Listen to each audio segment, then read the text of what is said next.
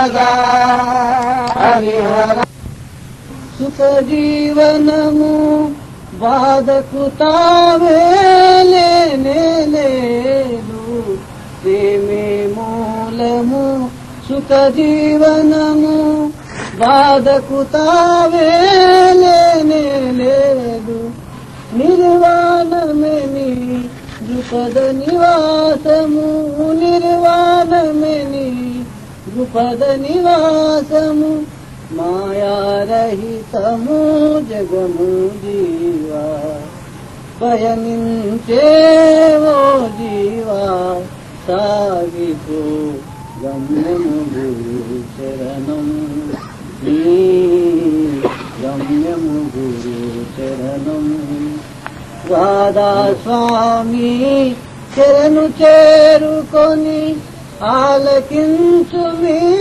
గురుని మూలము రాధా స్వామి చరణు చేరుకొని ఆలకించు మీ గురుని మూలము రాధా స్వామి రాధా స్వామి రాధా స్వామి ఎను మీ నోట పయనించేవో జీవా సాగిపో గమ్యము గురు చరణం నీ గమ్యము గురు చరణం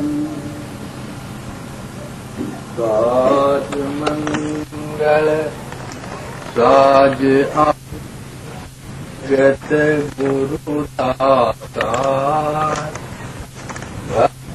आज समाज सागी धन्य पतित उद्धार शब्द नाव चढ़ाए जन को किया भव जल पार हीन हीन अधीन सबको दीन अधीन दीन सबको लिया साथ लगा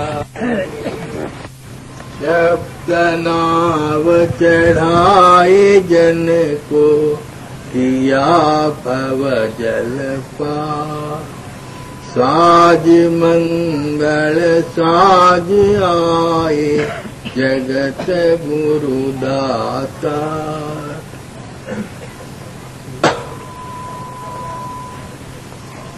न देखा कहीं वो जलवा जो देखा खाने दिल में बहुत मस्जिद में सर मारा बहुत सा ढूंढा बुत खाना సోదరుల కొందరు మా సత్సంగీయులు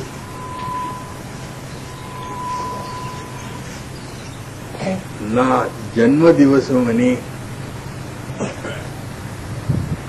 నన్ను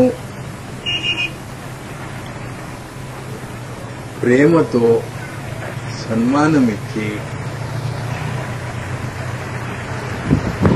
నూతన వస్త్రములిచ్చి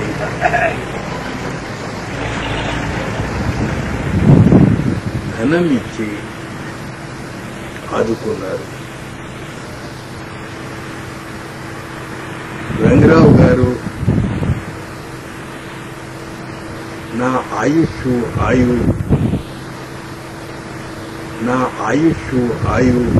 ఆరోగ్యం బాగుండాలని ఆశీర్వదించారు.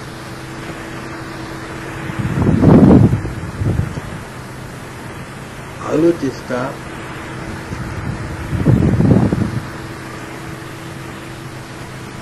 జన్మ మరణం మన స్వాధీనంగా మృత్యు ఒక కారణం. మానవుని స్వాధీనంలో జన్మ మరణం లేదు.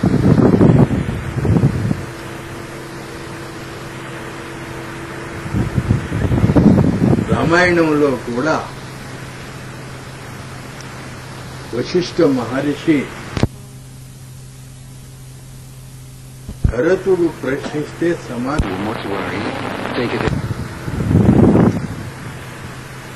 మానవుని స్వాధీనంలో ఏవేవి లేవు. సునహు భరత్ బిలఖ్ కహే మునినాథ్ హాని లాభ్. మన స్వాధీనంలో ఏమేం లేవు. ఎప్పుడు నష్టపడతామో ఎప్పుడు లాభం వస్తుందో మన స్వాధీనంలో లేదు. హాని లాభ్, యశ్ అపజష్, కీర్తి ప్రతిష్టలు ఎప్పుడు వస్తాయో అపకీర్తి ఎప్పుడు వస్తాయో మనకు తెలుసు. జీవన్ మరణ్,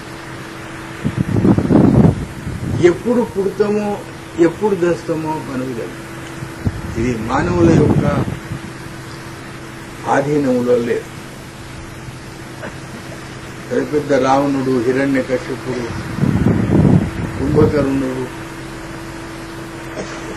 అవతార పురుషుడు, రాముడు, కృష్ణుడు తన మృత్యును ఆపుకోలే. అని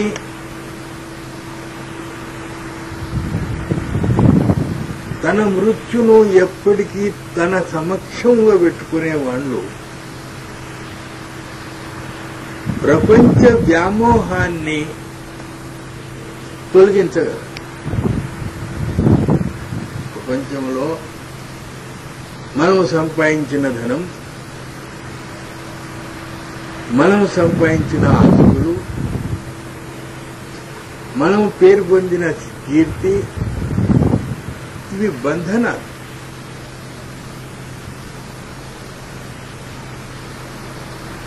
జీవనాశాంతం మనం ప్రయత్నం చేస్తాం ఆస్తి సంపాదించటానికి, ధనం సంపాదించటానికి, యశకీర్తులు సంపాదించటానికి మనం ప్రయత్నం చేస్తాం జీవనాశాంతం. అందుకొరకే దీని వ్యామోహం మనకు వదలదు. ఈ వ్యామోహమును వదులుకోవాలంటే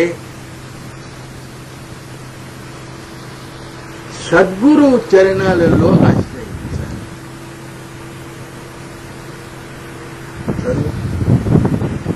పయనించేవో జీవా సాగిపో గమ్యం గురుచరణం. ఓ జీవా, ఎన్నో జన్మలు ఇంతకు ముందు ఎత్తినవు, ఈ జన్మలో వచ్చావు. గమ్యం గురుచరణం అంటే ఈ పాదాల, ఈ కాళ్ళ,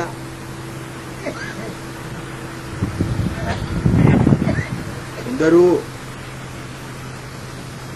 116 ఇచ్చి ఈ కాళ్ళు గడికించుకుంటారు.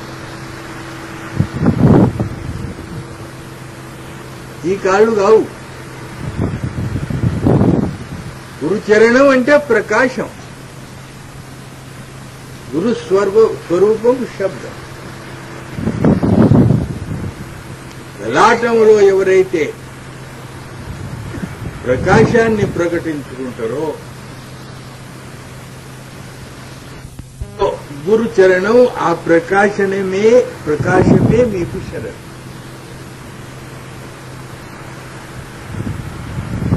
అంధకారంలో పుట్టాలే, ప్రకాశంలో శరీరం వదిలించుకోవాలి.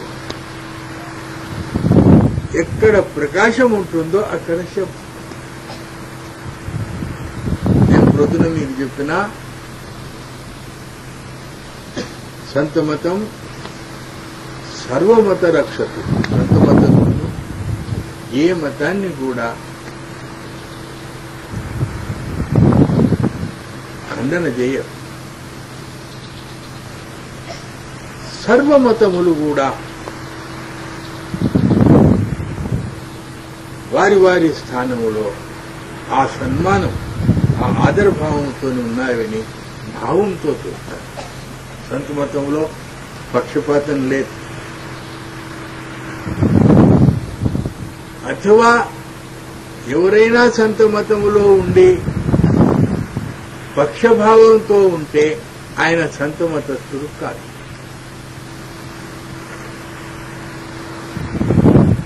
అందుకు గురుచరణం ఇవి కావు. ఈ పాదాలు కాష్టంలో కాలిపోతాయి. గురుచరణం అనగా ప్రకాశం.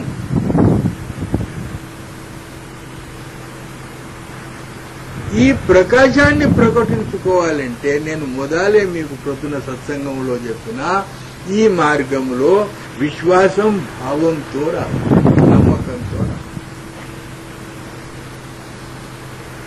విశ్వాసం, ప్రేమ, భావము, ప్రకాశం ఈ 4 పెట్టుకున్నాయి. గమ్యం ఓ జీవా, ఈ గమ్య స్థానానికి నీవు పోవాలంటే ఈ గురుచరణాలలో చేరుకోవాలి. ఈ ప్రకాశంలో రావాలి. లలాటంలో ప్రకాశమును ప్రకటించుకోవాలి. మన శరీరం మానవుడు సచ్చిదానంద రూపం. మనం భగవంతునికి సచ్చిదానంద స్వరూపాన్ని దండం పెడతాం కాదు, మనమే సచ్చిదానంద స్వరూపం. మానవుడు ఎక్కడున్నాడయా, భగవంతుడు ఎక్కడున్నాడయా? మీ మదిలో ఉన్నాడు, మీ మస్తిష్కములో ఉన్నాడు. చూడండి, బ్రాహ్మణులు కూడా మంత్రపుష్పంలో అంటారు చూడండి, తత్శిఖాయా మధ్య పరమాత్మా వ్యవస్థితే. వేదంలో ఉంది.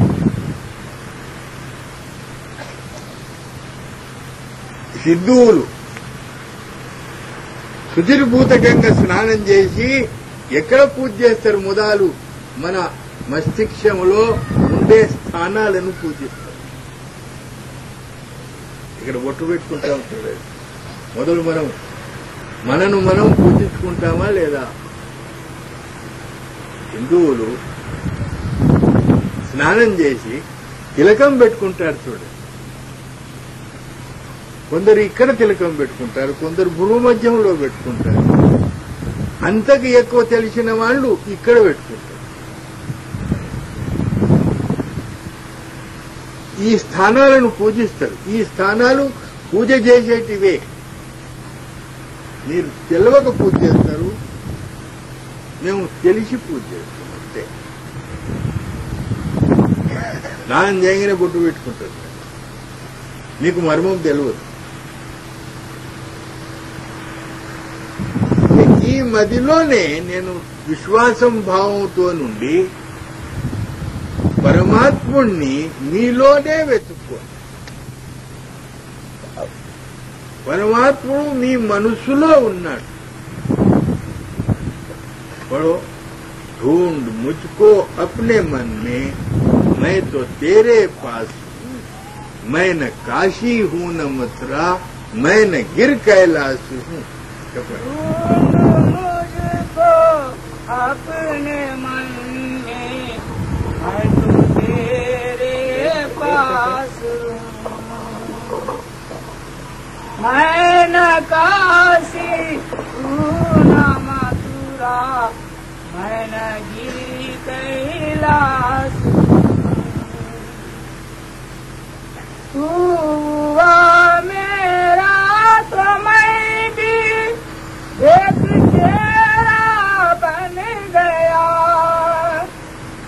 कर भरोसा तेरा मैं, तेरी सच्ची आस. तेरे भीतर मेरी बैठक आंख से ले देख अब. కళ్ళతోనే చూడు, కళ్ళార చూడు. భగవంతుడు మనలోనే ఉన్నాడు. వెతికే అవసరం లేదు. నా కొడుకెక్కడా, నా కొడుకెక్కడా? సంకల పిల్లవాడిని ఎత్తుకునేది నా కొడుకు ఎక్కడా, నా కొడుకు ఎక్కడా, అరే నీ సంకల్నే ఉన్నాడు, అయ్యో నాకు తెలియదు. बगल में गांव तमाम खंड। हाँ, मैं नहीं पृथ्वी की मूरत, मैं नहीं आकाश, किस भरम में है पड़ा निर्भ्रांत चित्त से शांत हो। आप मैं हूँ योग योगी, आप शब्दाभ्यास। राधा स्वामी नाम ले और नाम में विश्राम ले, सुख ले और आनंद ले, मुझसे मही सुखरा। मानवा ఆ పరమాత్ముడిని నీలోనే వెతుక్కు. ఆ పరమాత్ముడు ఆవలలేడు. ఎట్లు వెతుక్కోవాలి? పరమాత్ముడు 14 లోకాలు దాటిన తరువాత మాయను జయించి బ్రహ్మపదములో నిలవాలి. పరమాత్ముడు ఎక్కడున్నాడయా అంటే 14 లోకాలు ఉన్నాయి. 14 లోకాలు ఏవి? ఒక్కొక్క ఇంద్రియానికి ఒక్కొక్కలు. పంచ కర్మేంద్రియాలు, పంచ జ్ఞానేంద్రియాలు, మనసు, చిత్తం, బుద్ధి, అహంకారం. 14. ఈ 14ని జయించాలి. జయించిన తర్వాత ఈ 14 ఇంద్రియాలపైన విజయీభవులు అయినవని అహంకారం వస్తుంది. అహంకారమే మాయ. 14 లోకాలు జయిస్తే ఏమొస్తుంది? దివ్య శక్తులు వస్తాయి. 14 లోకాలను ఎట్లు జయించాలి? ఇంద్రియాలను, మన కళ్ళున్నాయి, కళ్ళతో మంచి చూపులు చూడాలి, చెవులతో మంచి ధ్వని వినాలి, నోటితో మంచి మాటలు వినాలి, మాట్లాడాలి. మన నోరు భగవంతుడు ఇచ్చిండు. ఈ నోరు ఇచ్చిండని మనం అవకతవకల తిట్లు తిట్టేస్తాం. ఆ తిట్లు తిట్టేస్తే ఏమైతుంది? ఆ నాలుక పైన సరస్వతి ఉన్నది కాబట్టి సరస్వతి శాపం పెడుతుంది. కొందరు ఉంటారు చూడు, కొందరి మాటలు మాట్లాడంగానే అరే ఎవరి శాపం పెడతారు సుమా, ఆమె మంచిది కాదు, ఆమె నోరు మంచిది కాదు, జాగ్రత్తగా ఉండు, ఆమెనేమన్నా.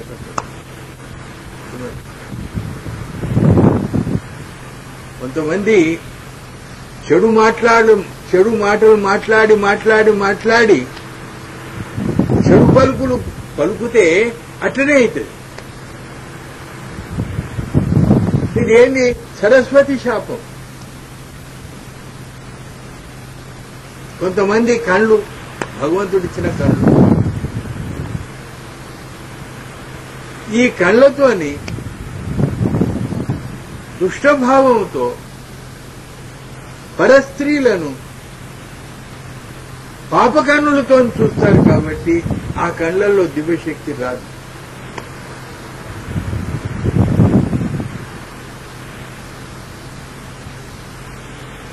కళ్ళతో తల్లి కళ్ళల్లో ప్రేమ ఉంటుంది.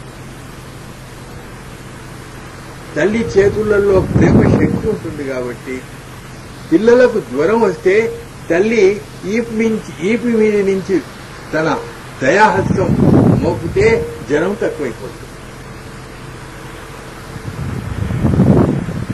సత్పురుషులు మన్నును చూసి బంగారం చేస్తారు.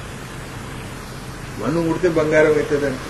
అలాకే కాకరా నజర్ కిమియా పునః సత్పురుష నీ కళ్ళల్లో దివ్యశక్తి ఉంది, నీవు మన్నును ముడితే బంగారం అవుతుంది. ఎందుకు?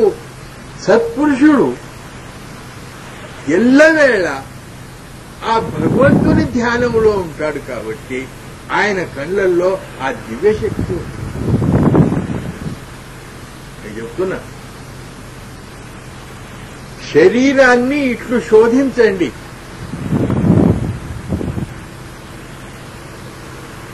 ఇది శరీర శుద్ధి.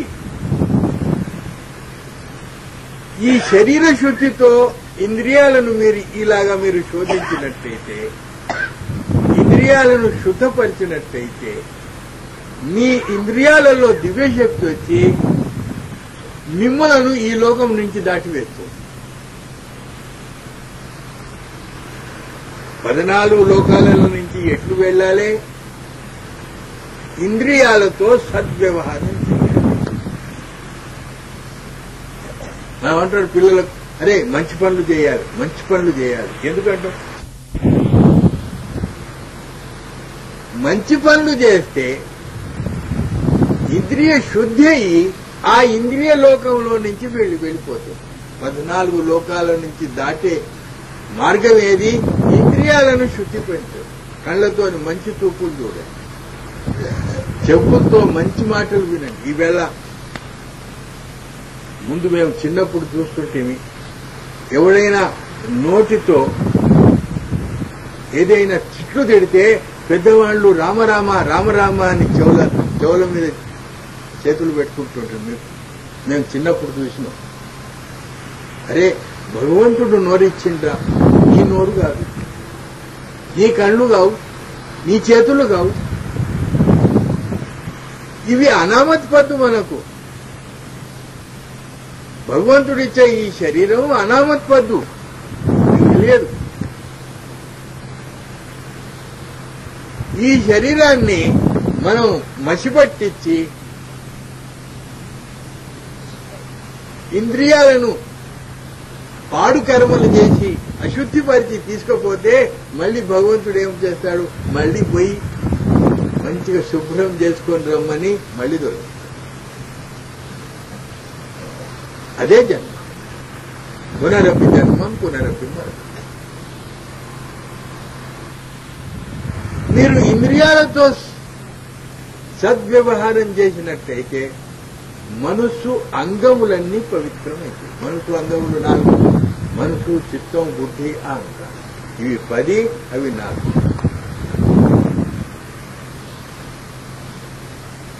ఈ 14 శుద్ధిపరిచిన తర్వాత సాధన, అభ్యాసం. ఈ 14 మీద ఇప్పుడు ఒక అమ్మాయి ఏంది నా దగ్గరకు వచ్చానది, అయ్యా నువ్వు చెప్పినవు కానీ మనసులో ఎన్నో విచారాలు వస్తున్నాయి. 15 నిమిషాలు కూకును, ఆ విచారాలలోనే 15 నిమిషాలు వెళ్ళిపోతాయి. ఎందుకు వెళ్ళిపోతాయి?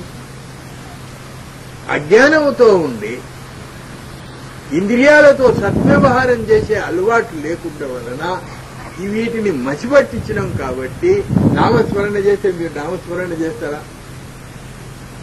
శుచిర్భూతంగా స్నానం చేసి మంచి స్థానంలో కూర్చుండి మీరు నామస్మరణ చేస్తారు. కానీ నామస్మరణ చేసేటానికి కూర్చుండి ఏదో ఒక స్మరణ చేసి వస్తారు. అక్కడ ఏంటి?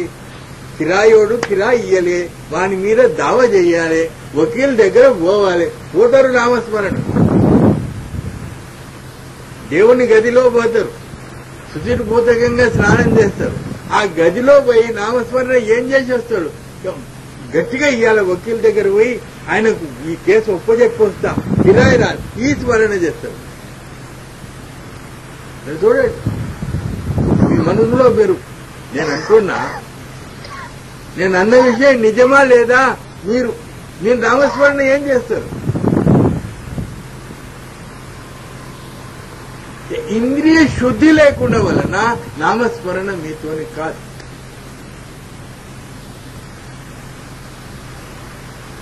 మాతోని కూడా కాదు. నేను ఈడ కూర్చుండి అంటున్నా కానీ మేము కూడా పడిపోతాం. మాన్యులు పడిపోయి. కబీర్దాస్ మహారాజు ఉండే, కబీర్దాస్ మహారాజ్ గురువులు రామానుజ స్వామి. రామానుజ స్వామి సమాధి స్థితిలో ఉండేది.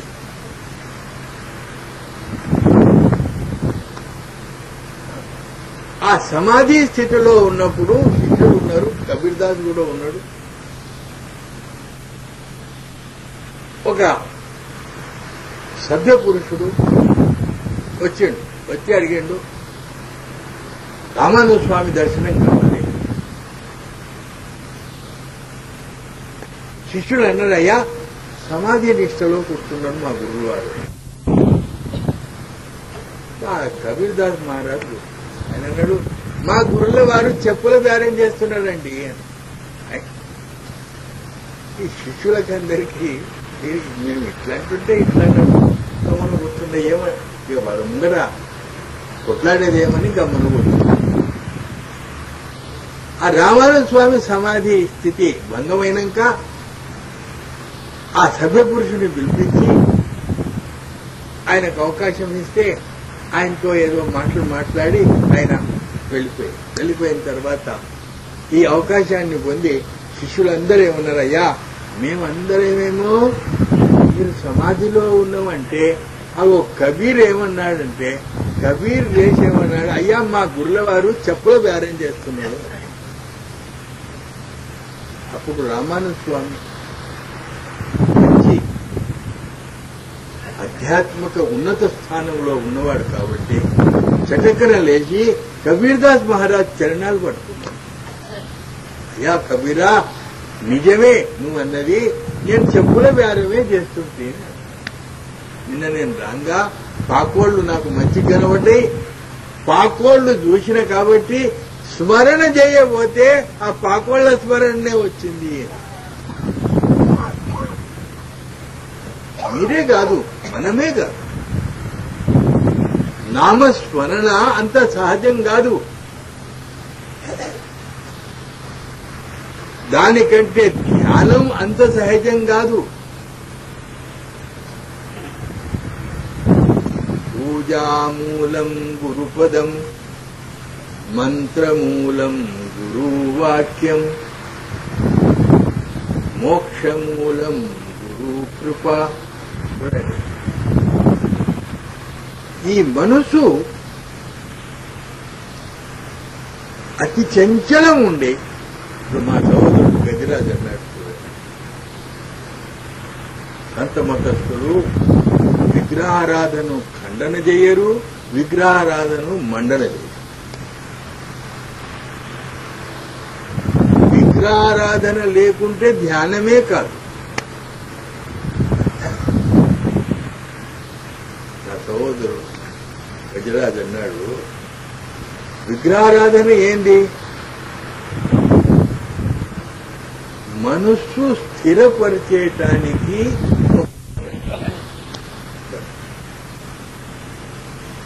మనస్సును స్థిరపరచాలి. అందరూ చేస్తారు విగ్రహారాధన. క్రైస్తవులు కూడా విగ్రహారాధననే చేస్తారు, అందరూ చేస్తారు. కానీ వర్ణన శైలి చెప్పే విధాయకములో కొంచెం ఫరక్ ఉంది అంతే. కొందరు నిరాకార భక్తి, కొందరు సాకార భక్తి.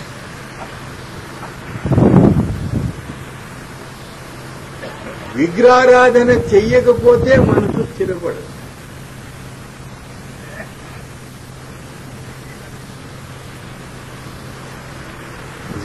కర్దే చూడండి, తీరేముగా అని ఒక మహాపురుషుడు ఢిల్లీలో ఉన్నాడు ఇప్పుడు కూడా సజీవంగా. ఆయన ఏమన్నాడు, గర్ కర్దే సారీ పోథియా గంగా మే జా, ఫకత్ దిల్ కో ఎక్సూ కర్నే కా సామాన్ పైదా. గ్రంథాలు చదివి చదివి పढ़के पोथी खो गए, अपना पता पाया नहीं, पंडितों को लाभ क्या था धर्म के व्यवहार में. విగ్రహారాధన మనస్సు ఏకాగ్రం చేసేటానికి సాధన.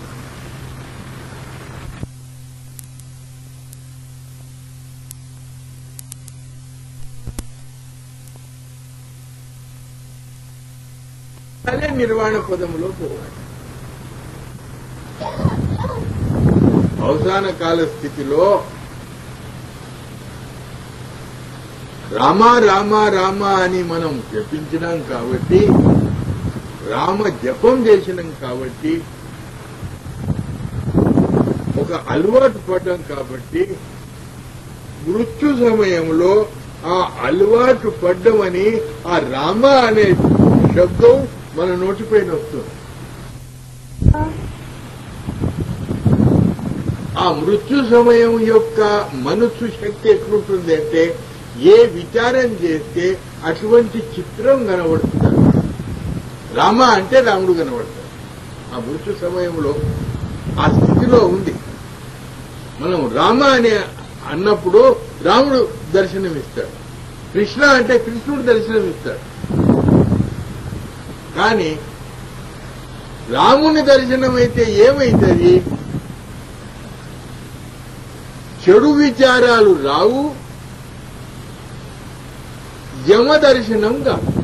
యమధర్మరాజు దర్శనం అంటే ఏంటి? సజీవంగా ఉండి ఒకరిని అన్యాయం చేసి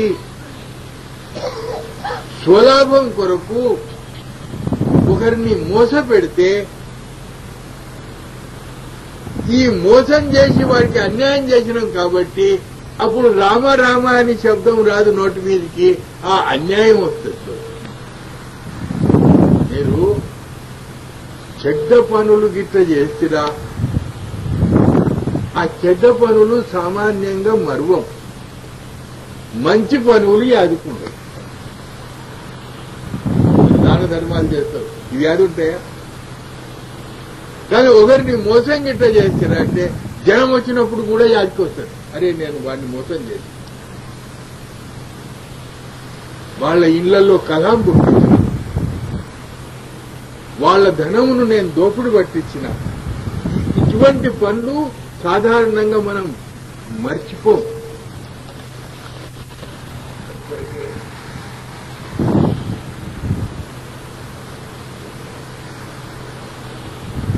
చదువు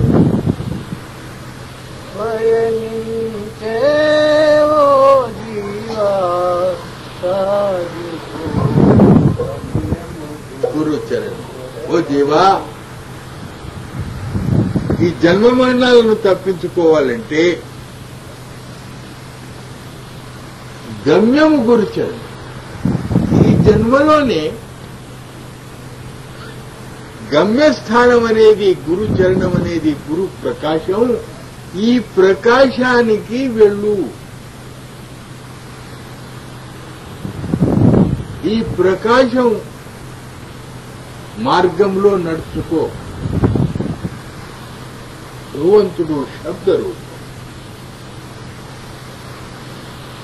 శబ్దం యొక్క ప్రాకట్యం ప్రకాశం. ఆ ప్రకాశంలో వెళ్ళు. ఎవరు వెళ్తారు ప్రకాశంలో? ఎవరైతే ఇంద్రియాలతో సద్వ్యవహారం చేసి మనస్సుతో నామస్మరణ ధ్యానం చేసి ధ్యాన ఏకాగ్రత స్థితిలో వెళ్లి ఆ ప్రకాశాన్ని ప్రకటించుకుంటారో వాళ్లే గురు చరణాల యొక్క శరణంలో చేస్తారు. గురు చరణాలు ఇది కాదు, 116 ఇచ్చి మొక్కి కాలు గడిగించుకొని పైసలు తీసుకొని ఈ చరణాల గురు చరణాలు. గురు చరణాల శరణ పొందటం అంత సులభమా?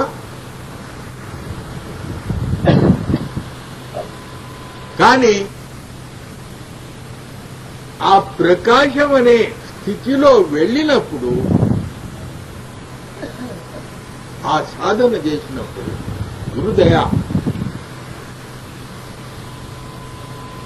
గురు అనుగ్రహంతో ఆ ప్రకాశ స్థితిలో ఎప్పుడైతే మనం వెళుతామో మన అహిక జీవనం బాగుంటుంది. ఇక లేదు, చింత లేదు, వ్యాజ్యం లేదు, భయం లేదు, కామ క్రోధ మదలోభములు సమభావంగా వస్తుంటాయి, సమంగా ఉంటాయి. కానీ ఈ మార్గం చాలా కఠినం. ప్రయత్నం చేయాలి. సద్గురు యొక్క శరణలో ఉండాలి. మనసును అణుచుకోవాలి. కామాన్ని అణుచుకోవాలి, క్రోధాన్ని అణుచుకోవాలి, లోభాన్ని అణుచుకోవాలి. కామం అంటే ఏంటి? వాయు. మన శరీరంలో కూడా పంచతత్వములున్నాయి. మనస్సులో పంచతత్వములు సూక్ష్మంగా ఉన్నాయి. కారణ శరీరంలో కూడా పంచతత్వములు. మనిషికి స్థూలం, సూక్ష్మం, కారణం. కానీ స్థూల శరీరంలో నుంచి వెళ్ళటమే చాలా కష్టం. స్థూల శరీరంలో నుంచి వెళ్ళితిరా మీకు సూక్ష్మంలో అంత కష్టం లేదు. దానికి ఏం చేయాలి? సద్వ్యవహారం. అందరూ పూజలు చేయరు. వ్యవహారములో ఉండి పరమార్థం చేయాలి. ఎవరైతే వ్యవహారమును చక్కపరుతారో వాళ్లకు పరమార్థము రా.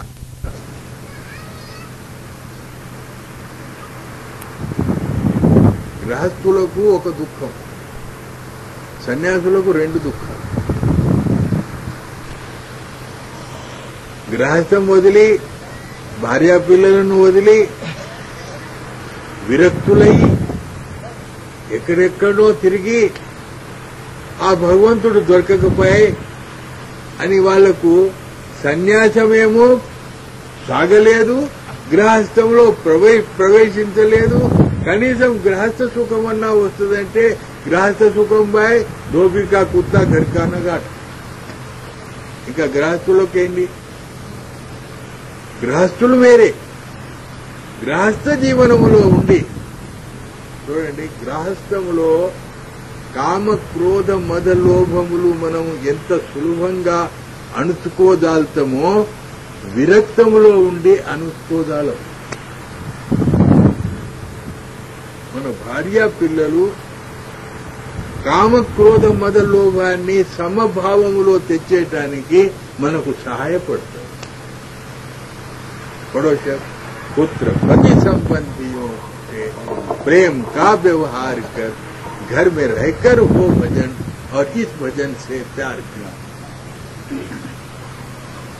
पुत्र पति संबंधियों से प्रेम का व्यवहार कर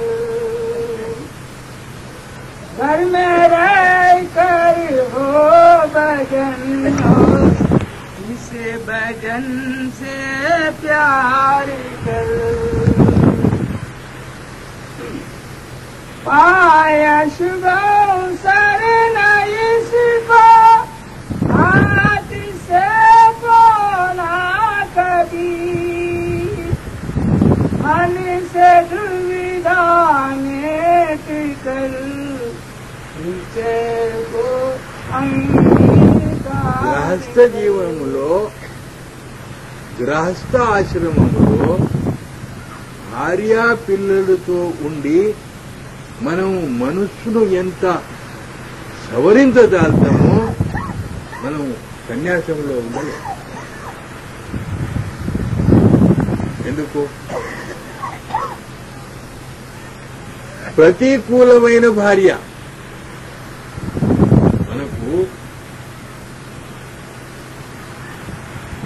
మనం ఎక్కడో పుడతాం, భార్య ఎక్కడో పుడుతుంది. వయసు ఈడు వచ్చే వరకు ఇద్దరం కలుస్తాం. ఆమె ఒక వాతావరణంలో పోషింపబడ్డది, మనం ఒక వాతావరణంలో పోషించబడ్డాం. ఈ ప్రతికూలమైన వాతావరణం మళ్ళీ ఇద్దరు వచ్చే వరకు భార్య భర్త స్వభావమును నెగ్గుకునేటానికి కొన్నాళ్లు ప్రయత్నం చేయవలసి వస్తుంది.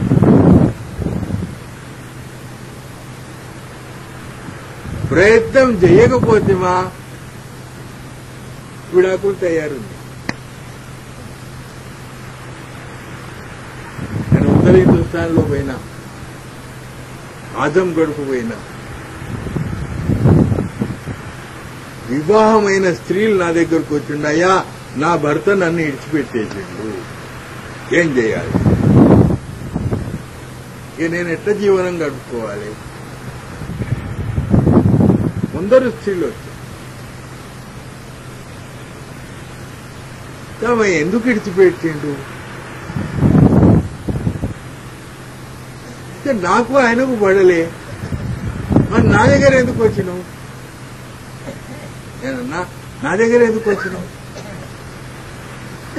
నీకు నీ భర్తకు పడకుంటే నువ్వు నా దగ్గర వచ్చి నేనేం చేస్తున్నావా?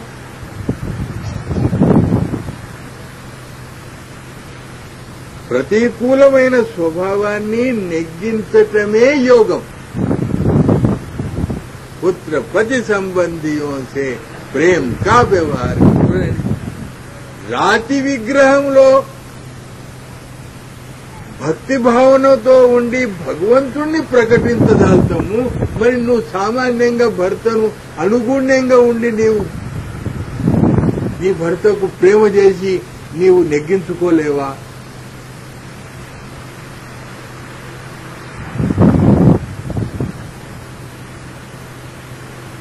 ఎన్ని లగ్నాలు చేసుకుంటావు? అట్లనే భార్యాభర్త, తల్లిదండ్రి, కుటుంబ పరివారం, భక్తుల లక్షణాలేమి? ఎవరైతే అందరితో ప్రేమగా ఉండి ఆ కుటుంబంలో క్షేమంగా ఉంటారో అదే పరమార్థం. పరమార్థం వేరే వచ్చా?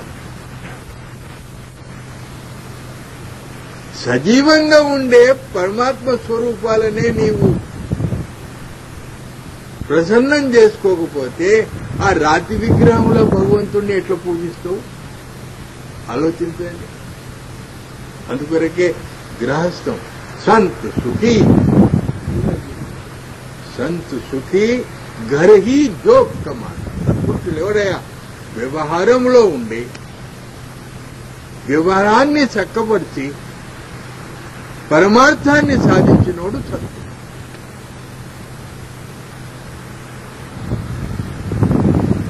నేను ఎందుకంటున్నా, పంచ కర్మేంద్రియాలు, పంచ జ్ఞానేంద్రియాలు, మనసు, చిత్తం, బుద్ధి, అహంకారం, ఈ 14 లోకాల నుంచి వెళ్లాలంటే వీటిని శుద్ధిపరచాలి. ప్రతికూలమైన స్వభావాలను అనుకూలం చేసుకోవాలి, నెగ్గుకోవాలి. తల్లిదండ్రి యొక్క ఆశీర్వాదం పొందాలి. పరమార్థం పరమాన్నం కాదు, సులభంగా దొరికేటానికి. తల్లి ఆశీర్వాదం కావాలి, తండ్రి ఆశీర్వాదం కావాలి. తల్లిదండ్రి యొక్క ఆశీర్వాదం ఒకసారి నేను చూసినా, రామదయాల్ ఫకీర్చంద్ మహారాజ్ దగ్గర ఒక సతీమణి వచ్చింది. ఆయన భర్త భార్య ఇద్దరు వచ్చింది.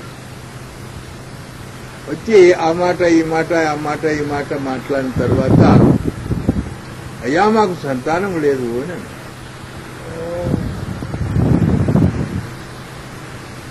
మహారాజు ఆలోచించి ఒక 2 నిమిషాలు, అమ్మా నీవు ఆశీర్వాదం పొందినవా మీ అత్తది అని. మీ అత్త ఆశీర్వాదం పొందినవా అని. అయ్యో ఆమెకు నాకు బడి రాదు, ఇక నీకు సంతానం కాదు.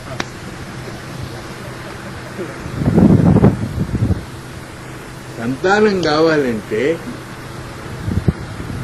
తల్లిదండ్రి యొక్క ఆశీర్వాదం కావాలి. గృహస్థులకు ధనం దొరకాలంటే తల్లిదండ్రి యొక్క ఆశీర్వాదం కావాలి.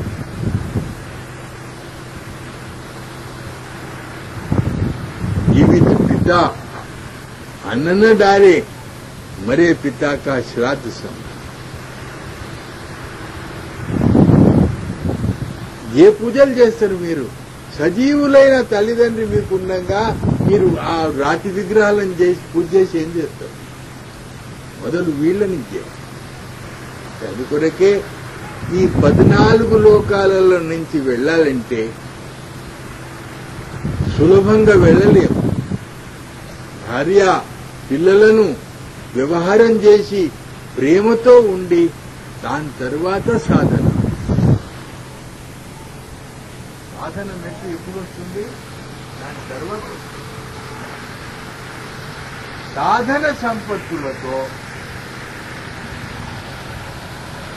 ఎప్పుడైతే ఈ ఇంద్రియాలు స్వచ్ఛపడతాయో, నిర్మలమవుతాయో, ఎప్పుడైతే మనసు నిర్మలముంటుందో అప్పుడు మీ శరీరం నుంచి వెళ్ళి మనస్సులో వస్తాయి. ఇది మనసులో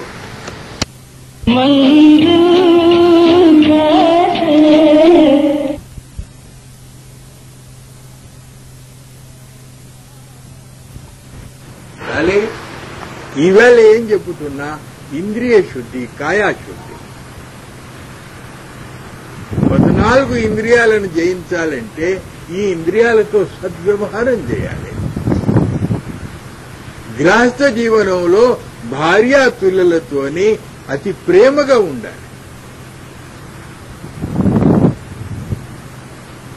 ఓ వ్యక్తి ఒక సత్సంగి పరమదయాల్ ఫకీర్ మహారాజు ఉండగా నా దగ్గరకు వచ్చి అడిగిండు, మహారాజు ఈ రైల్వే స్టేషన్లో రైల్వేలో నేను ఉద్యోగం చేస్తున్నా, నా ఉద్యోగం ఆదాయం నా పిల్లల ఖర్చులకు చాలు, ప్రతి నెల కష్టం, పిల్లలు తృప్తిగా లేరు, నేను తృప్తిగా లేను, అసంతృప్తి మమ్మల్ని బాధ పెడుతున్నది, నీవు గిట్ట ఆజ్ఞ ఇస్తే ఫకీర్ చంద్ మహారాజ్ ఎంబడి హుషార్పూర్ వెళ్ళిపోతాను.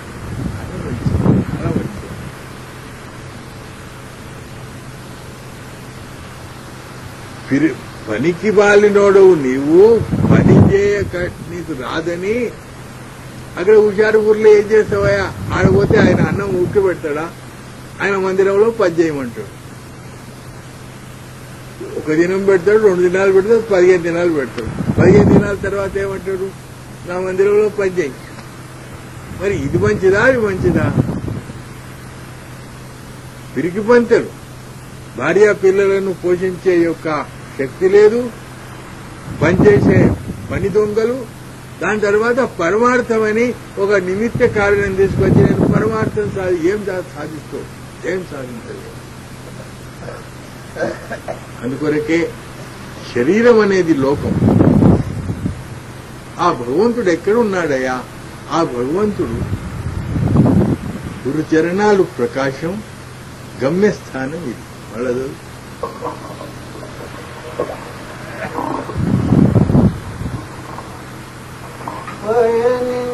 పయనించేవో జీవా సాగిపో గమ్యము గురు చరణం. గమ్యస్థానం మానవుల్లారా, గమ్యస్థానం ఎక్కడుంది? ఆకాశం. బ్రహ్మాండంలో నేను చెబుతా ఆకాశం. ఆకాశం తర్వాత వాయు, వాయు తర్వాత అగ్ని, అగ్ని తర్వాత జలము, జలం తర్వాత పృథివీ. మనమే సచ్చిదానంద స్వరూపుడు. మానవుడు ఎక్కడున్నాడయ్యా? భగవంతుడు ఎక్కడున్నాడయ్యా? మీ మదిలో ఉన్నాడు, మీ మస్తిష్కములో ఉన్నాడు. చూడండి, బ్రాహ్మణులు కూడా మంత్రపుష్పములు అంటారు. చూడండి, తత్శిఖాయా మధ్య పరమాత్మా వ్యవస్థితే. వేదంలో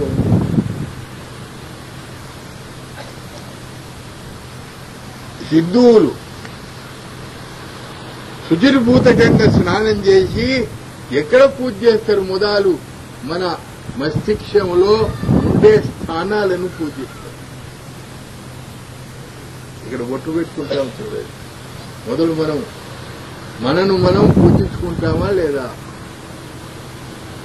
హిందువులు స్నానం చేసి తిలకం పెట్టుకుంటారు చూడండి.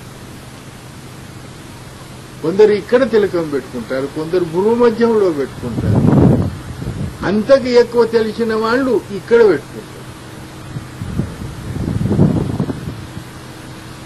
ఈ స్థానాలను పూజిస్తారు. ఈ స్థానాలు పూజ చేసేటివే. మీరు తెలియక పూజ చేస్తారు, మేము తెలిసి పూజ చేస్తాం అంతే. స్నానం చేయగానే బొట్టు పెట్టుకుంటుంది, మీకు మర్మం తెలియదు. ఈ మదిలోనే నేను విశ్వాసం భావంతో నుండి పరమాత్ముణ్ణి మీలోనే వెతుక్కోండి. పరమాత్ముడు మీ మనసులో ఉన్నాడు. पढ़ो, ढूंढ मुझको अपने मन में, मैं तो तेरे पास हूँ, मैं न काशी हूँ न मथुरा, मैं न गिर कैलाश हूँ. मुझको अपने मन में, मैं तो तेरे पास हूँ, मैं न काशी हूँ न मथुरा, मैं न गिर कैलाश हूँ. तू हुआ मेरा तो मैं भी एक तेरा बन गया, कर भरोसा तेरा मैं तेरी सच्ची आस हूँ. तेरे भीतर मेरी बैठक आंख से ले देख अब. కళ్ళతోని చూడు, కళ్ళార చూడు. భగవంతుడు మనలోనే ఉన్నాడు, వెతికే అవసరం లేదు. నా కొడుకెక్కడా, నా కొడుకెక్కడా, సంకల పిల్లవాడిని ఎత్తుకునేది. నా కొడుకెక్కడా, నా కొడుకెక్కడా, అరే నీ సంకల్నే ఉన్నాడు. అయ్యో నాకు తెలియదు. बगल में गांव तमाम खंडों.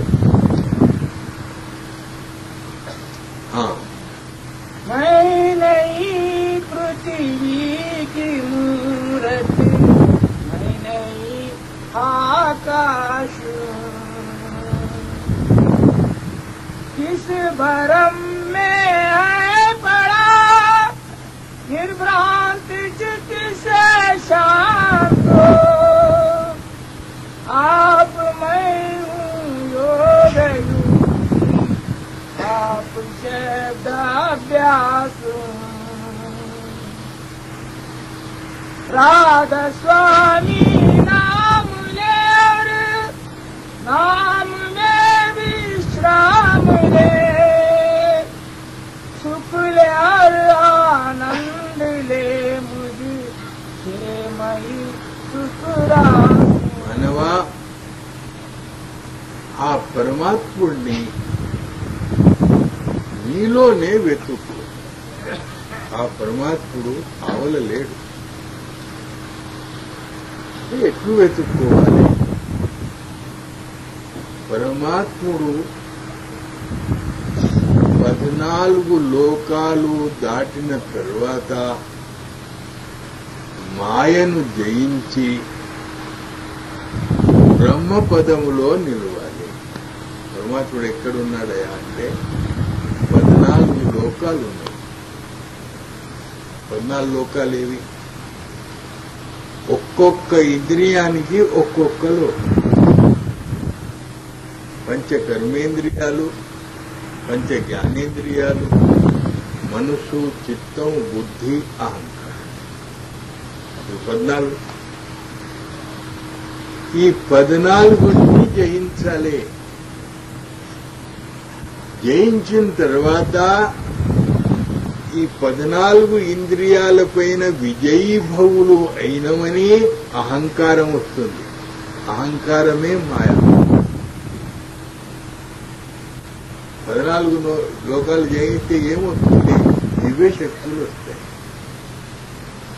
14 లోకాలను ఎట్లు జయించాలి? ఇంద్రియాలను, మన కళ్ళున్నాయి, కళ్ళతో మంచి చూపులు చూడాలి,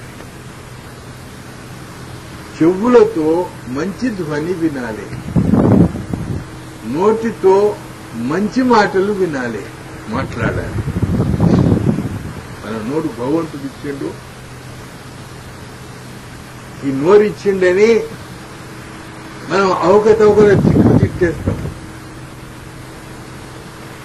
ఆ తిట్లు తిట్టేస్తే ఏమైతుంది? ఆ నాలుక పైన సరస్వతి ఉన్నది కాబట్టి సరస్వతి శాపం పెడుతుంది. కొందరు ఉంటారు చూడండి, కొందరి మాటలు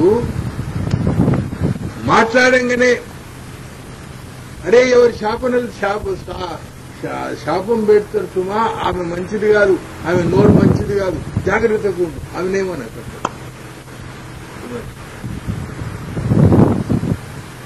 కొంతమంది చెడు మాటలు మాట్లాడి చెడు పలుకులు పలుకుతే అట్లనే అవుతుంది. ఇదేంది? సరస్వతి శాపం. కొంతమంది కళ్ళు, భగవంతుడిచ్చిన కళ్ళు, ఈ కళ్ళతోని దుష్టభావంతో పరస్త్రీలను పాపకన్నులతో చూస్తారు కాబట్టి ఆ కళ్ళల్లో దివ్యశక్తి రాదు.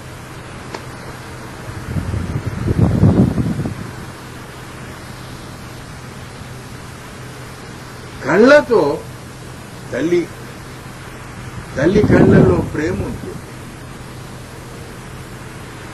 తల్లి చేతులలో ప్రేమ శక్తి ఉంటుంది కాబట్టి పిల్లలకు జ్వరం వస్తే తల్లి ఈపి మీద నుంచి తన దయాహస్తం మోపితే జ్వరం తక్కువైపోతుంది. సత్పురుషులు మన్నును చూసి బంగారం చేస్తారు. మన్ను ముడితే బంగారం అవుతుందంటే అలాకే ఖాత్రా నజర్ కీమియా సత్పురుష, నీ కళ్ళల్లో దివ్యశక్తి ఉంది, నీవు మన్నును ముడితే బంగారం అవుతుంది. ఎందుకు? సత్పురుషుడు ఎల్లవేళ ఆ భగవంతుని ధ్యానములో ఉంటాడు కాబట్టి ఆయన కళ్ళల్లో ఆ దివ్యశక్తి ఉంది. నేను చెప్తున్నా, శరీరాన్ని ఇట్లు శోధించండి.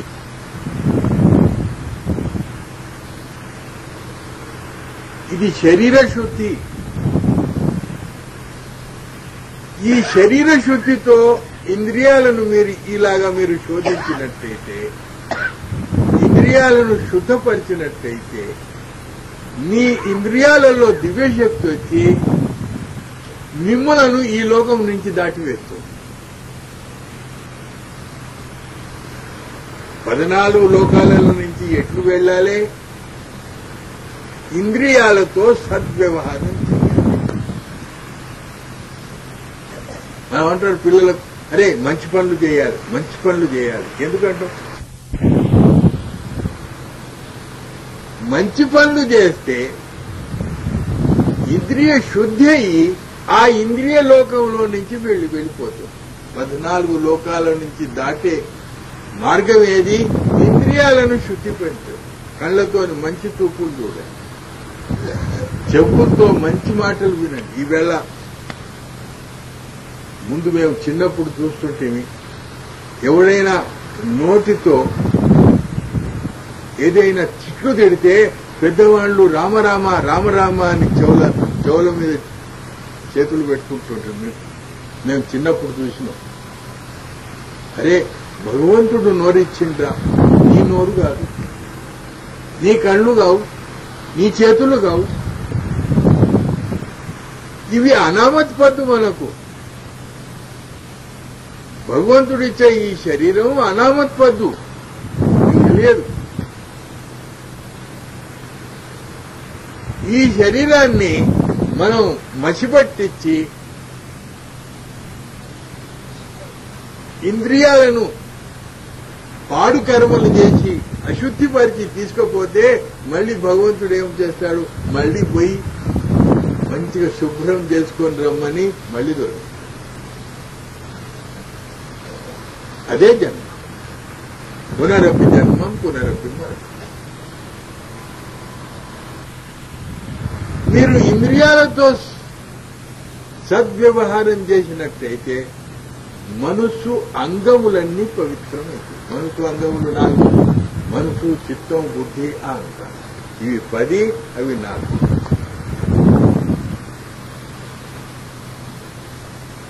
ఈ 14 శుద్ధిపరిచిన తర్వాత సాధన, అభ్యాసం.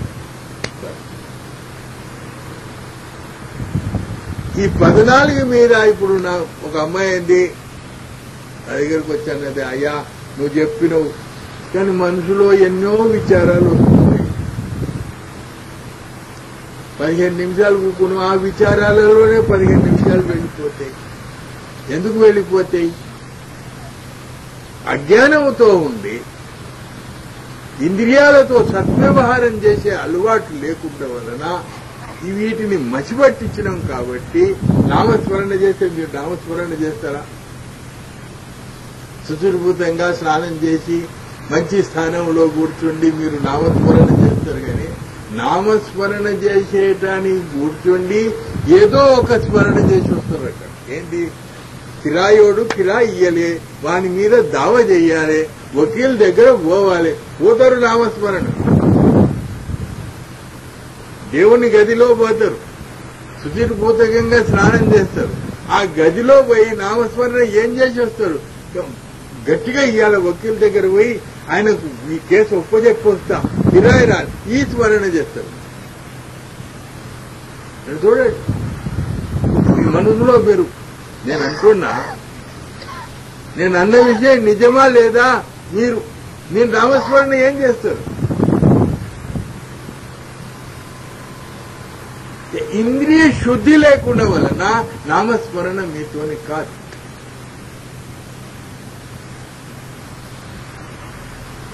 మాతోని కూడా కాదు. నేను ఇక్కడ కూర్చుండి అంటున్నా కానీ మేము కూడా పడిపోతాం. మాన్యులు పడిపోయి. కబీర్దాస్ మహారాజు ఉండే. కబీర్దాస్ మహారాజు గురువులు రామానుజ స్వామి. రామానుజ స్వామి సమాధి స్థితిలో ఉండేది.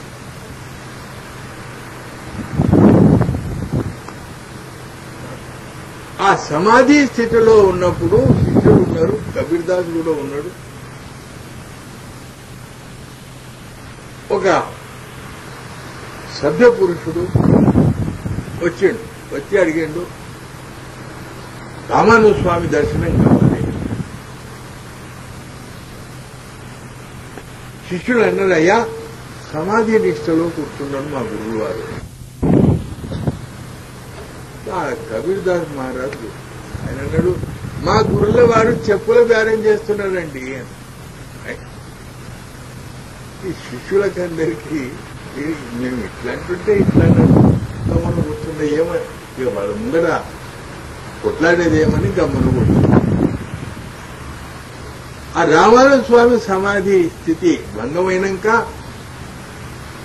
ఆ సభ్య పురుషుని పిలిపించి ఆయనకు అవకాశం ఇస్తే ఆయనతో ఏదో మాట్లాడి ఆయన వెళ్ళిపోయిన తర్వాత ఈ అవకాశాన్ని పొంది శిష్యులందరూ ఏమన్నారయ్యా, మేమందరేమేమో మీరు సమాధిలో ఉన్నామంటే అవి కబీర్ ఏమన్నాడంటే, కబీర్ ఏమన్నాడు, అయ్యా మా గురుల వారు చెప్పుల బేరం చేస్తున్నాడు.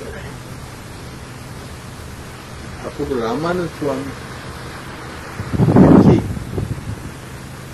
ఆధ్యాత్మిక ఉన్నత స్థానంలో ఉన్నవాడు కాబట్టి చటక్కన లేచి కబీర్దాస్ మహారాజ్ చరణాలు పట్టుకున్నాడు. అయ్యా కబీరా, నిజమే నువ్వు అన్నది, నేను చెప్పుల బేరమే చేస్తుంటే.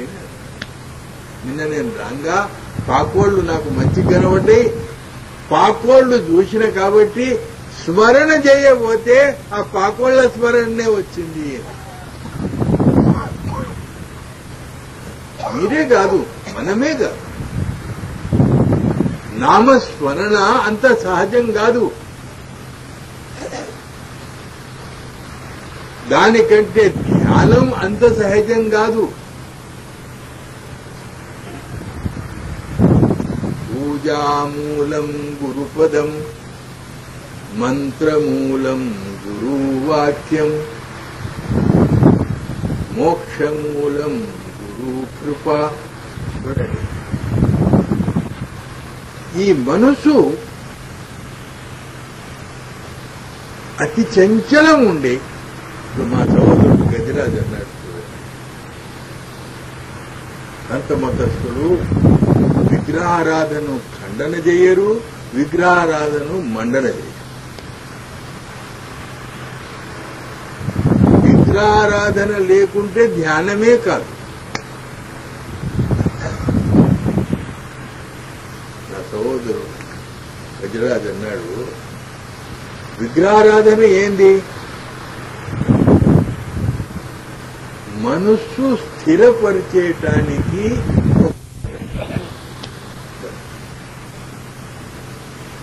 మనస్సును స్థిరపరచాలి. అందరూ చేస్తారు విగ్రహారాధన. క్రైస్తవులు కూడా విగ్రహారాధననే చేస్తారు, అందరూ చేస్తారు. కానీ వర్ణన శైలి చెప్పే విధాయకములో కొంచెం ఫరక్ ఉంది అంతే. కొందరు నిరాకార భక్తి, కొందరు సాకార.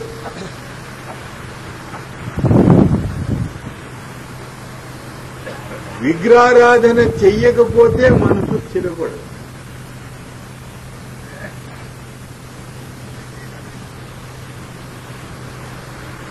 జరగ్ కర్తే చూడండి, వీరేముగా అని ఒక మహాపురుషుడు ఢిల్లీలో ఉన్నాడు ఇప్పుడు కూడా సజీవంగా. ఆయన ఏమన్నాడు? గర్ కర్దే సారీ పోథియా గంగా మే జా, ఫకత్ దిల్ కో ఏక్ సో కర్నే కా సామాన్ पैदा. గ్రంథాలు చదివి చదివి పढ़के पोथी खो गए, अपना पता पाया नहीं, पंडितों को लाभ क्या था धर्म के व्यवहार में. విగ్రహారాధన మనస్సు ఏకాగ్రం చేసేటానికి సాధన.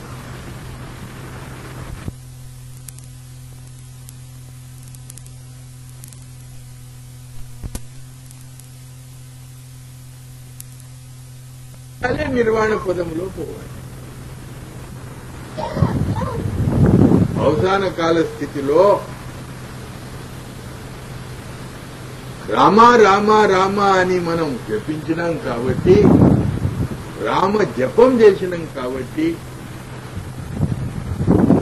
ఒక అలవాటు పడ్డాం కాబట్టి, మృత్యు సమయంలో ఆ అలవాటు పడ్డమని ఆ రామ అనే శబ్దం మన నోటిపైన వస్తుంది.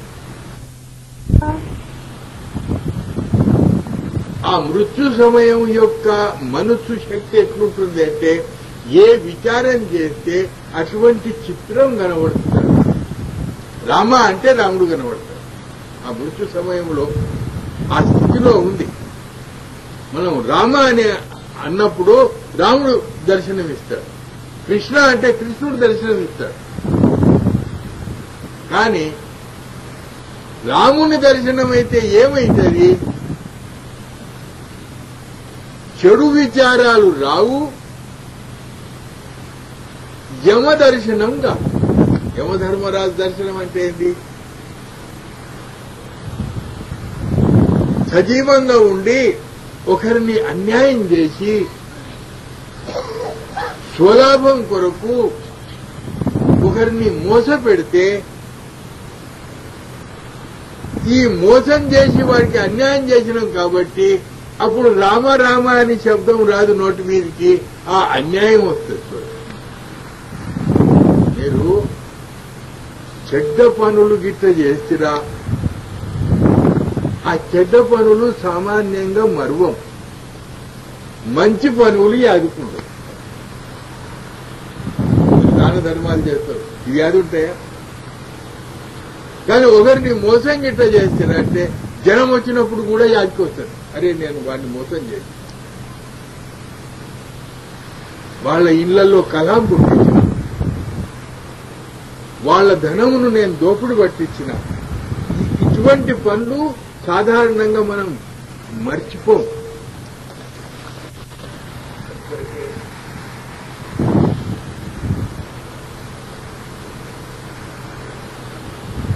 చదువు.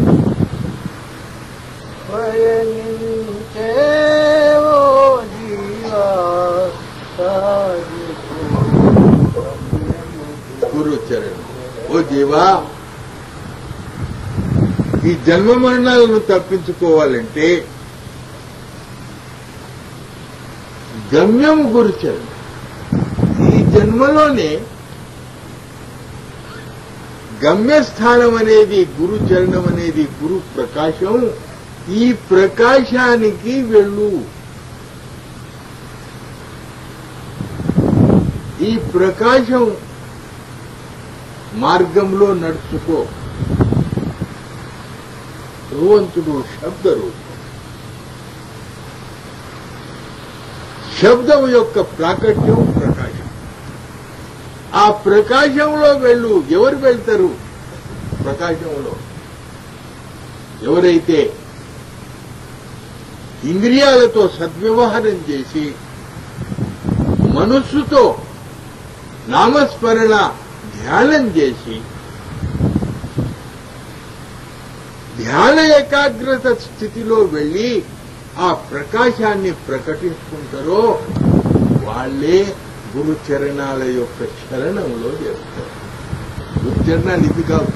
116 ఇచ్చి మొక్క కాలు గడిగించుకొని పైసలు తీసుకొని ఈ చరణాల గురుచరణాల శరణ పొందటం అంత సులభమా?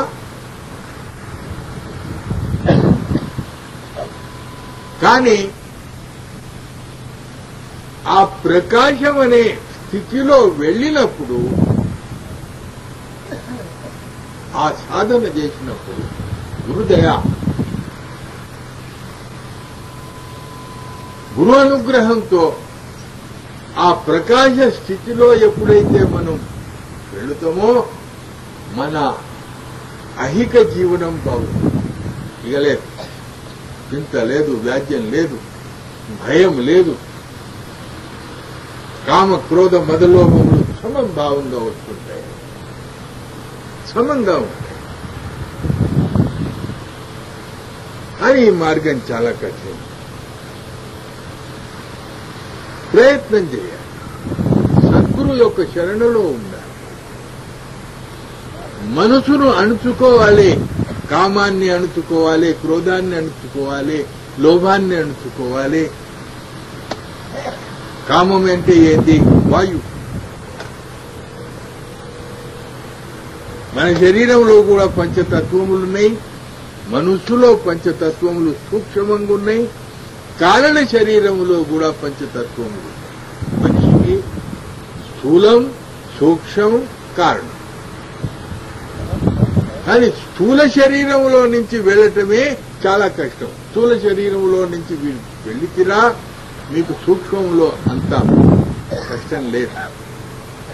దానికి ఏం చేయాలి? సద్వ్యవహారం. అందరూ పూజలు చేయరు. వ్యవహారములో ఉండి పరమార్థం చేయాలి. ఎవరైతే వ్యవహారమును చక్కపరుతారో వాళ్లకు పరమార్థము రా.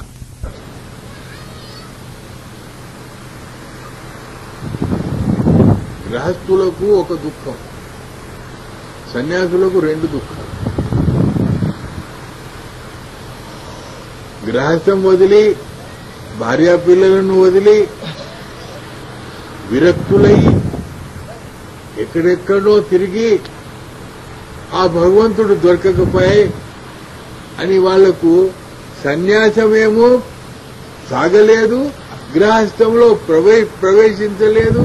కనీసం గృహస్థ సుఖమన్నా వస్తుందంటే గృహస్థ సుఖం బాయ్ ధోబికా కుత్తా ఘర్కానగాట్.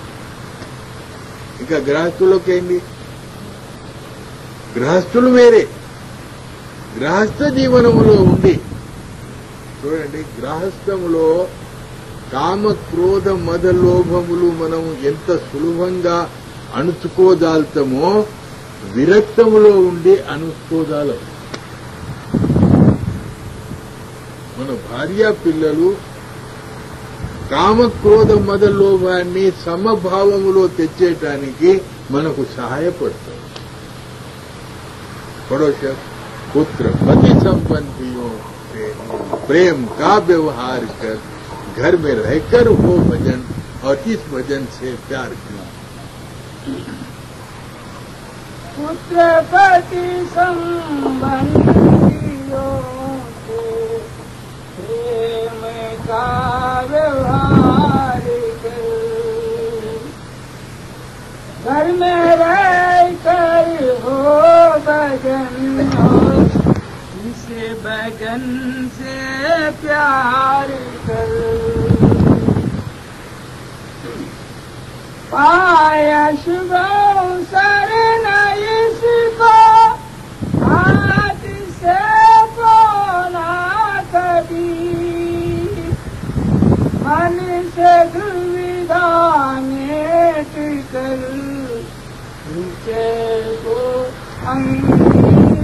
గృహస్థ జీవనములో గృహస్థ ఆశ్రమములో భార్య పిల్లలతో ఉండి మనం మనస్సును ఎంత సవరించదాల్తామో మనం సన్యాసంలో ఉండలేం.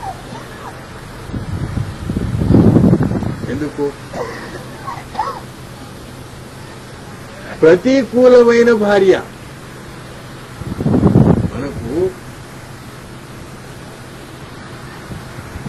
మనం ఎక్కడో పుడతాం, భార్య ఎక్కడో పుడుతుంది. వయసు ఈడు వచ్చే వరకు ఇద్దరం కలుస్తాం. ఆమె ఒక వాతావరణంలో పోషింపబడ్డది, మనం ఒక వాతావరణంలో పోషించబడ్డాం. ఈ ప్రతికూలమైన వాతావరణం మళ్ళీ ఇద్దరు వచ్చే వరకు భార్య భర్త స్వభావమును నెగ్గుకునేటానికి కొన్నాళ్లు ప్రయత్నం చేయవలసి వస్తుంది.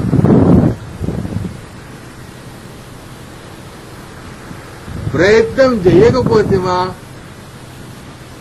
విడాకులు తయారుంది. నేను ఉత్తర హిందుస్థాన్లో పోయినా, ఆజంగఢ్కు పోయినా, వివాహమైన స్త్రీలు నా దగ్గరకు వచ్చిండు, అయ్యా నా భర్త నన్ను ఇడిచిపెట్టేసిండు, ఏం చేయాలి, ఇక నేను ఎట్లా జీవనం గడుపుకోవాలి? కొందరు స్త్రీలు వచ్చారు, ఎందుకు ఇడిచిపెట్టిండు? నాకు ఆయనకు పడలే, మరి నా దగ్గర ఎందుకు వచ్చినావు? నేనన్నా నా దగ్గర ఎందుకు వచ్చినావు?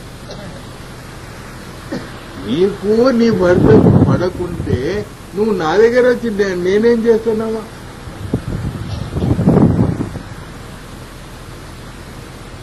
ప్రతికూలమైన స్వభావాన్ని నెగ్గించటమే యోగం.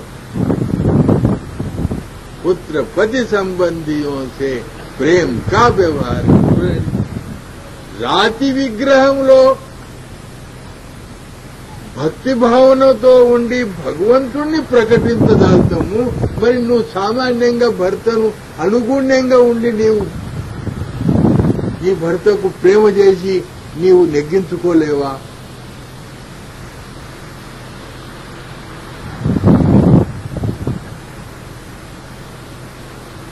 ఎన్ని లగ్నాలు చేసుకుంటావు?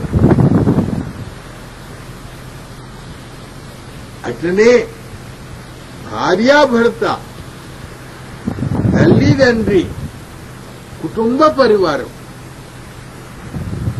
భక్తుల లక్షణాలేమి? ఎవరైతే అందరితో ప్రేమగా ఉండి ఆ కుటుంబంలో క్షేమంగా ఉంటారో అదే పరమార్థం. పరమార్థం వేరే వద్దా? సజీవంగా ఉండే పరమాత్మ స్వరూపాలనే నీవు ప్రసన్నం చేసుకోకపోతే ఆ రాతి విగ్రహంలో భగవంతుణ్ణి ఎట్లా పూజిస్తావు? ఆలోచించండి. అందుకొరకే గృహస్థం సంత్ సుఖీ, సంత్ సుఖీ ఘర్ హీ జోక్ కమాన్. సత్పురుషులు ఎవడయా వ్యవహారంలో ఉండి వ్యవహారాన్ని చక్కపరిచి పరమార్థాన్ని సాధించినోడు సత్తు.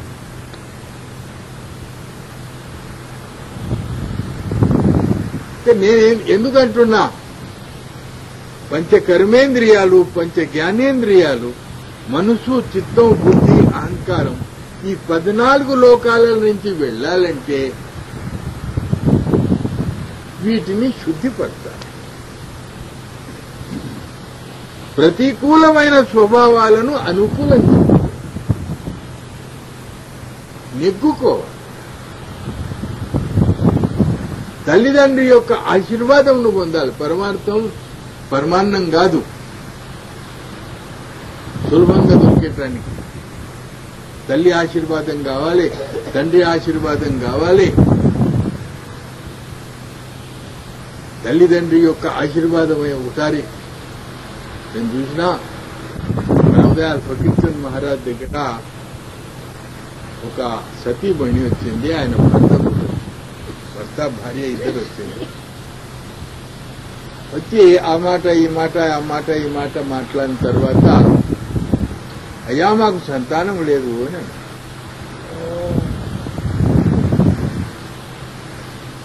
మహారాజు ఆలోచించి ఒక 2 నిమిషాలు, అమ్మా నీవు ఆశీర్వాదం పొందినవా మీ అత్తది అని. మీ అత్త ఆశీర్వాదం పొందినవా? అయ్యో ఆమెకు నాకు బడి రాదు. ఇక నీకు సంతానం ఉందా?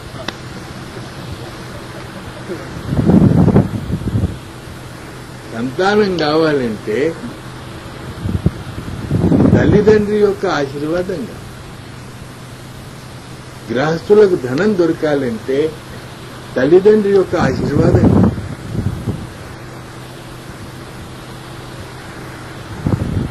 जीवित पिता अन्न न डारे, मरे पिता का श्राद्ध सम.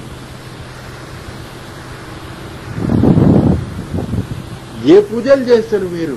సజీవులైన తల్లిదండ్రి మీకుండగా మీరు ఆ రాతి విగ్రహాలను చేసి పూజ చేసి ఏం చేస్తారు? మొదలు వీళ్ళని చేయాలి. అందుకొరకే ఈ 14 లోకాలలో నుంచి వెళ్లాలంటే సులభంగా వెళ్లలేము. భార్య పిల్లలను వ్యవహారం చేసి ప్రేమతో ఉండి దాని తరువాత సాధన మెట్టు ఎప్పుడు వస్తుంది? దాని తర్వాత సాధన సంపత్తులతో ఎప్పుడైతే ఈ ఇంద్రియాలు స్వచ్ఛపడతాయో, నిర్మలమవుతాయో, ఎప్పుడైతే మనసు నిర్మలముంటుందో అప్పుడు మీ శరీరం నుంచి వెళ్లి మనస్సులో వస్తాయి. ఇది మనసులో